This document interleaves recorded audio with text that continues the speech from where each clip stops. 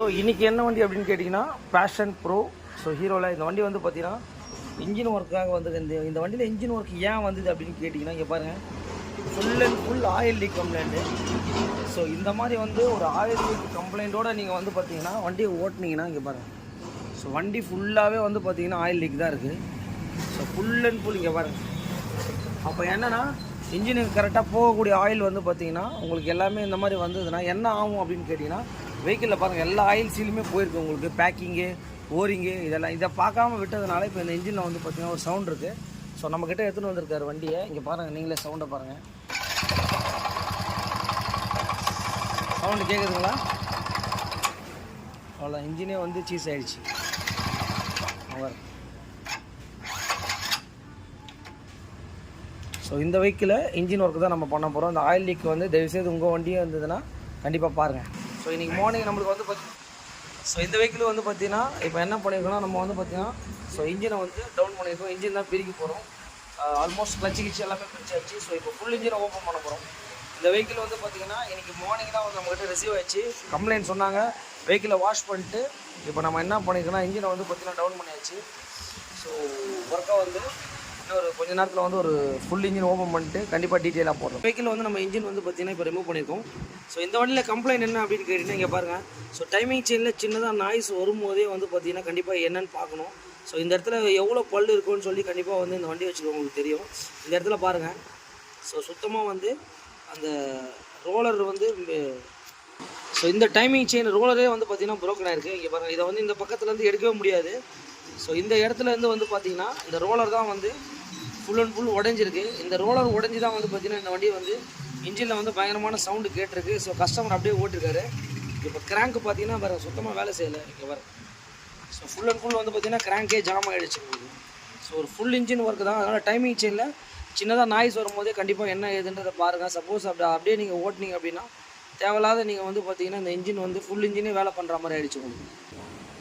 இந்த இன்ஜினில் வந்து பார்த்திங்கன்னா ஆக்சுவலி வண்டியில் வந்து பார்த்திங்கன்னா நீங்கள் பார்த்துருப்பீங்க அந்த சவுண்ட் போயிட்டு வண்டி இன்ஜினை சீஸ் ஆகி தான் வண்டி எடுத்துகிட்டு வந்தார். இதுக்கு என்ன காரணம் அப்படின்றது இப்போ சென்ட்ரல் கேஸ் நம்ம ரிமூவ் பண்ணி பார்த்துக்கலாம். சென்ட்ரல் கேஸ் வந்து நம்ம ரிமூவ் பண்ணிட்டோம். பாருங்கள், கரெக்டாக கண்டிப்பாக வந்து ஆயிலெலாம் ப்ராப்பராக மாற்றணும். கண்டிப்பாக அந்த இதுவெல்லாம் க்ளீன் பண்ணணும். இங்கே பாருங்கள், ஃபில்டரெல்லாம் ஸோ ரோட்டர்லேருந்து நம்ம ஓட்டுற தேய்மானம் எப்படி வந்துருக்குன்னு சொல்லிட்டு பாருங்கள். இங்கே பாருங்கள், ஸோ கிராங்கே ஜாம் ஆகிருக்கு. இங்கே பாருங்கள், ஹேண்டுன்னு சொல்லுவாங்கள்ல, இங்கே பாருங்கள் ஒரு இடத்துல சுற்றுது, இன்னொரு இடத்துல திருக்கணும். அதை பாருங்கள், இது வந்து ஃப்ரீயாக இருக்கணும். ஸோ இந்த ஹேண்ட் வந்து பார்த்திங்கன்னா ஸோ கிராங்கை வெளியே எடுத்துட்டோம். ஸோ இந்த வெளியே எடுத்துகிட்டு இந்த ஹேண்ட் இப்படி சுற்றும் போது இங்கே பாருங்கள் ஸ்டக் ஆகுது. எப்படி செக் பண்ணணும் அப்படின்னு கேட்டிங்கன்னா இங்கே பாருங்கள் ஸ்டக் ஆகுது. ஸோ இதை வந்து பார்த்திங்கன்னா சவுண்டு கேள்வி. ஸோ ஃபுல் அண்ட் ஃபுல் வந்து பார்த்திங்கன்னா ஸோ கிராங்கில் வர பேரிங், இந்த கிராங்க் ஷாஃப்ட் ஹேண்டுன்னு சொல்லுவாங்க. ஸோ இதெல்லாமே நம்ம மாற்றி தான் ஆகணும் உங்களுக்கு.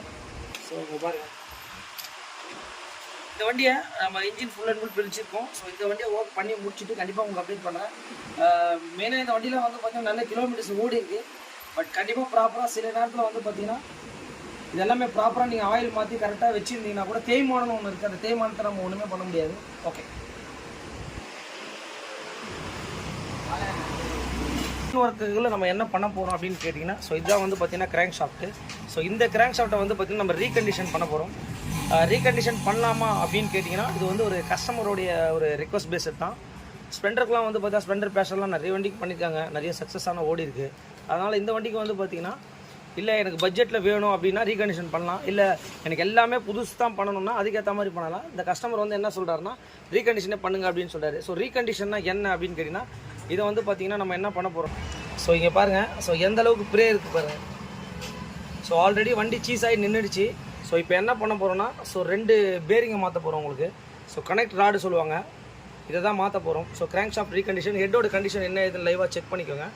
சிலிண்டர் கிட்டோடைய நிலமை என்னன்னு பார்த்துக்கோங்க. ஸோ இதை தான் வந்து பார்த்திங்கன்னா கம்ப்ளீட்டடாக நம்ம ரீபோர் பண்ண போகிறோம். இந்த வண்டிக்கே வந்து பார்த்திங்கன்னா ஒரு கம்ப்ளீட்டடாக அவர் சொல்லிட்டார் ஓடினா போதும் அப்படின்ற மாதிரி அவர் சொல்லியிருக்காரு. கஸ்டமருக்கு ஏற்ற மாதிரி தான் நம்ம ஒர்க் பண்ண முடியும். ஸோ இந்த வண்டிக்கு வந்து ரீகண்டிஷன் பண்ண போகிறோம். கண்டிஷன் இப்போ எப்படி இருக்குன்றது என்னென்னு பார்த்துங்க. ஸோ இன்ஜினில் கண்டிப்பாக நம்ம பண்ணும்போது இந்த பேரிங்லாம் மாற்றி தான் ஆகணும். கிளச்சு ஷாஃப்ட் பேரிங் ஸோ எல்லா பார்த்தீங்கன்னா ஒரு பேஷன் போன இன்ஜினை நீங்கள் பார்த்துருப்பீங்க. இந்த கிராக்லலாம் இஷ்யூ இருக்குது. ஸோ இப்போ என்ன பண்ணியிருக்கோன்னா ஸோ இது வந்து பார்த்தீங்கன்னா இப்போ நம்ம என்ன பண்ணிங்கன்னா ஒரிஜினல் ஹீரோ ஹோண்டாவோட பேரிங் இது வந்து நம்ம எடுத்துகிட்டு வந்திருக்கோம். இங்கே பாருங்க, இந்த 2 பேரிங்குமே வந்து பார்த்தீங்கன்னா ஹீரோ ஒரிஜினலில் வந்து இந்த பேரிங் கிடைக்குது.